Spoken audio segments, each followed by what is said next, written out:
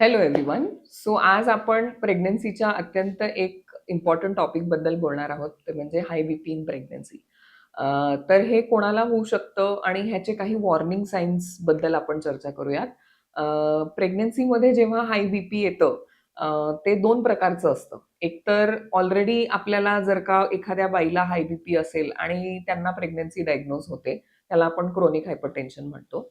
आणि एखाद्या व्यक्तीला जर का प्रेग्नन्सी राहिल्यानंतर 4थ्या-5व्या महिन्यानंतर जर का बीपीचा त्रास चालू होतो, तर त्याला प्रेग्नन्सी इंड्यूस्ड हायपरटेन्शन असं म्हणतात. सो दोन्ही प्रकारच्या पेशंट्स किंवा फिमेल्सला आपण डील करतो, पण ट्रीटमेंट थोडीशी वेगळी असते.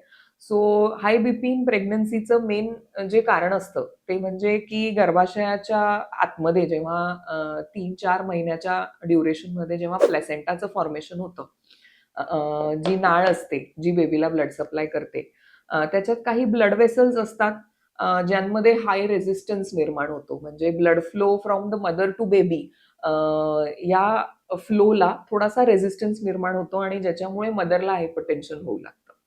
सो त्याची ट्रीटमेंट पद्धती प्रत्येक पेशंटनुसार आपल्याला बदलायला लागते. पण त्याचे काही वॉर्निंग साइन्स महत्त्वाचे असतात, जे पेशंटला आपण नेहमी सांगतो. अ, जसं म्हणजे डोळ्यांसमोर अंधार येणं किंवा सडनली गिडीनेस किंवा चक्कर येणं आणि चक्कर येऊन कधी-कधी कोलॅप्स होणं, किंवा डोळ्यांसमोर अंधार होऊन कोलॅप्स होऊन खाली पडणं. अ, हे अत्यंत महत्त्वाची लक्षणं आहेत. आणि तिसरं मोस्ट कॉमन जे लक्षण आपण सगळेच इग्नोर करतो, तो म्हणजे हेडेक. जर का खूप फ्रिक्वेंटली हेडेक होत असेल किंवा जो हेडेक पेनकिलरने जात नसेल, अशा हेडेकला आपण डिस्कस करायला पाहिजे पेशंटसोबत, की जर का हा हेडेक खूप फ्रिक्वेंटली होत असेल, तर ह्याचं एक कारण हाय बीपी असू शकतं. सो हे तिन्ही सायन्स अत्यंत महत्त्वाचे असतात आणि प्रत्येक प्रेग्नंट पेशंटने हे नेहमी लक्षात ठेवावं.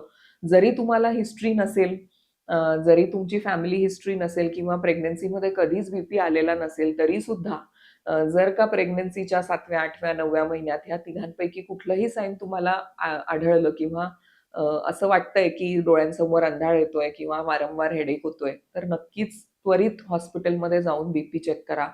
घरी बीपीची मशीन असेल, तर लगेच बीपी चेक करा.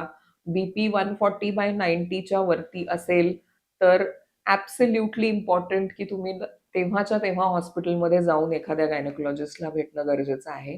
कारण हाय बीपी वारंवार झाल्याने बेबीचा पण रक्तस्राव जो असतो, तो खूप जास्त इंटरप्ट होतो आणि त्याच्यामुळे बेबीला ग्रोथ रिटार्डेशन पण होऊ शकतं. सो ग्रोथ रिटार्डेशन जर का एका पॉइंट नंतर खूप जास्त झालं, तर त्याच्यामुळे बेबीची लवकर डिलिव्हरी किंवा प्रीटर्म डिलिव्हरी सुद्धा करायची वेळ येऊ शकते आणि baby will require some kind of NICU backup. So NICU म्हणजे काचेत ठेवणं ज्याला आपण म्हणतो. सो तो बॅकअप पण गरजेचा असतो. तर अशा हॉस्पिटलला जरूर व्हिजिट करा, जिथे हे सगळं अवेलेबल आहे. 24/7 इमर्जन्सी सर्व्हिसेस अवेलेबल आहेत आणि ट्रेन्ड गायनेकोलॉजिस्ट आणि डॉक्टर्स अवेलेबल आहेत. सो बीपीची गोळी सुरू करताना सुद्धा आपण सगळ्या पेशंट्सना हेच सांगतो, की जर का कधीतरी असे सिम्प्टम्स तुम्हाला फील होतायत घरी, तर घरी वाट बघू नका. रात्र असेल तर असं नका विचार करू, की सकाळी आपण हॉस्पिटलमध्ये जाऊया.